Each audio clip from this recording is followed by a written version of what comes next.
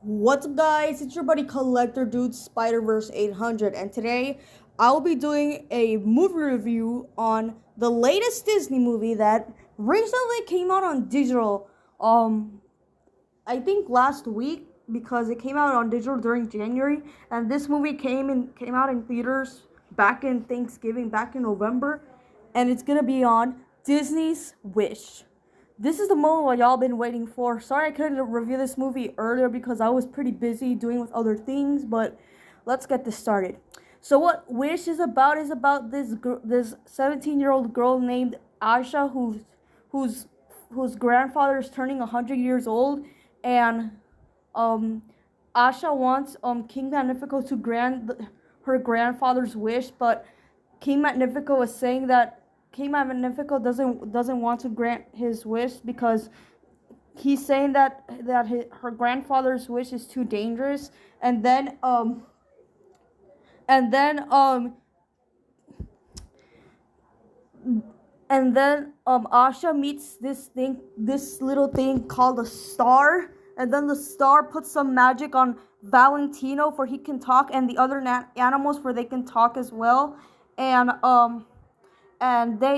Asha and her friends need to team up for they can stop King Magnifico not granting wishes. So that's basically what the plot is about this movie. Now, what do I think of this movie?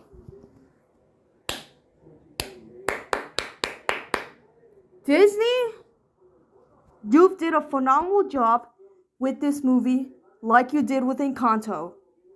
This is one of the greatest Disney films ever made. And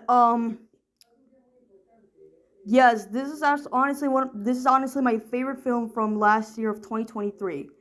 And speaking of which, I really love the soundtrack of this movie.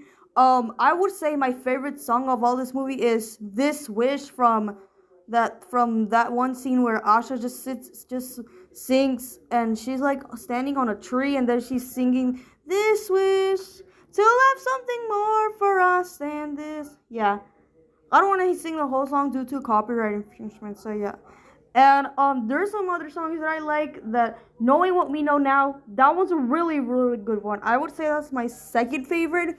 Third favorite, I would say, my third favorite song of this movie, I have to say, it will be I'm a Star. Um, for that one song where, I forgot what it's called, but there's this one scene where Asha and King Magnifico are singing this song about something. I forgot what it's called. So yeah. And at number 5, I would say This Is the Things I Get. Yeah, This Is the Things I Get. And I would rank the weakest out of the songs is Welcome to Rosas. Even yes, it's catchy, but I think it's one of the weakest out of the songs, but it's still pretty good. So yeah, and the characters, Asha, she's a really, really great character. I don't know why people are saying, oh, she's too quirky. She's supposed to be a strong, independent woman. Like, guys, it's no big deal for that. Like, not every woman has to be sexy, hot. Like, this is just like the controversy how they did with the M&M's controversy. Like how they introduced a new purple M&M, but she's not like the other female M&Ms like Miss Green and Miss Brown, but the purple M&M, she's like kind of like quirky, goofy, like silly, like all that stuff. Yeah, people got mad over that for like that's just stupid, man. Like, come on, you don't treat women like that. Come on. And Valentino, he is really funny, especially, and it's cute when he does the meh meh. Yeah, I think that's really cute. And I even have a stuffed animal of him, which that's cool. And I really like the start. I really like when he does like the little noises that like that. And let's talk about Asha's friends. All of them are great characters. I can't name them all because I don't want to make this video too long, but they're all of them are great characters. Honestly, one of my favorite out of her friends, out of her friend group, it has to be Dahlia. She's a really supportive friend to Asha because she in one scene she was convincing Asha to not to get nervous to her first meeting with King Magnifico, and so yeah. And let's talk about the villain in the movie. King Magnifico, definitely one of Disney's underrated villains of all time. Yeah, no joke. This villain got hated a lot for not being like a real villain. Thankfully, he's not a twisted villain. Thank the Lord God, he's not a twisted villain. So yeah. And of course, we got Queen Amaya, which she's also a really great character. And I know one of the animals are cute. Yeah, I like the talking animals. I'm not talking about Valentino though. The talking animals, when Star puts the little magic on them, I think they're really cute in my opinion. Sorry. Damn it. So yeah, and this has to be one of Disney's underrated films of all time. And yes, this movie got a 48% on Rotten Tomatoes. Yes, the Disney haters, God. And yes, this movie bombed at the box office again. I mean, I guess I would say it had okay marketing.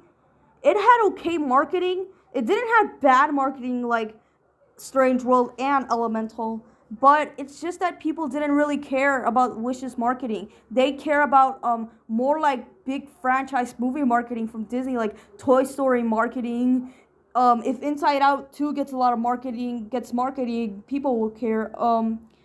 Guardians of the Galaxy Volume 3 marketing of that movie, and not even people cared about the Marvel's marketing. I mean, that movie did not market it at all. They just made a live stream video of cats, of 1 hour of cats, and then people just like, oh, they're making this because of money. They're doing it to earn money. Yeah. And yes, I think this movie was like I think this movie was a huge competition between. I think another reason why this movie bombed at the box office is because it had a massive competition with Napoleon, that war movie, and because people are starting to love war movies ever since Oppenheimer that came out back in July of 2023. And it also had a massive competition with Godzilla versus King Kong, I think. Godzilla -1. Yeah, I heard a lot of great things about that movie.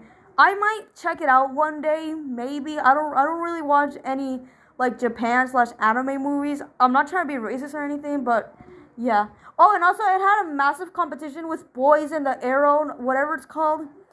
Oh yeah, it also won the gold. I also heard that movie won the Golden Globes awards, and I think that movie might win at the Oscars, but it has a massive competition between Spider-Man and that movie. So yeah. And this is one of Disney's underrated films of all time. If you haven't seen this movie, please check this out. If you have, do you like it or dislike it? And yes, guys, I hope for the love of God that Inside Out 2 will be a big hit for this year. I don't think it will hit $1 million, $1 billion, but it will maybe it will do like a lot more than the first movie, because the first movie only hit 800 million, but maybe the second film might hit a 900 million. But I don't think it might do like $1 billion like crazy, but even though I want to, because Pixar hasn't done like $1 billion film hit ever since Toy Story 4. Well, maybe it will be $1 billion hit for Inside Out 2. Maybe. Depends on the reviews of what people are saying. And yes, I may hope maybe Despicable Me 4 can also be a billion box office hit too. Maybe. But I just hope that Inside Out 2 will be the Disney's like 1 billion hit ever since Toy Story 4. So yeah. Alright guys, thanks so much for watching. Don't forget to like, subscribe, and comment. And stay tuned for tomorrow, because tomorrow I'm going to do a trailer reaction to the Despicable Me 4 trailer. Oh yeah, I'm so hyped for that movie. Yeah, maybe that movie could top as my favorite Despicable Me movie. All right, bye guys.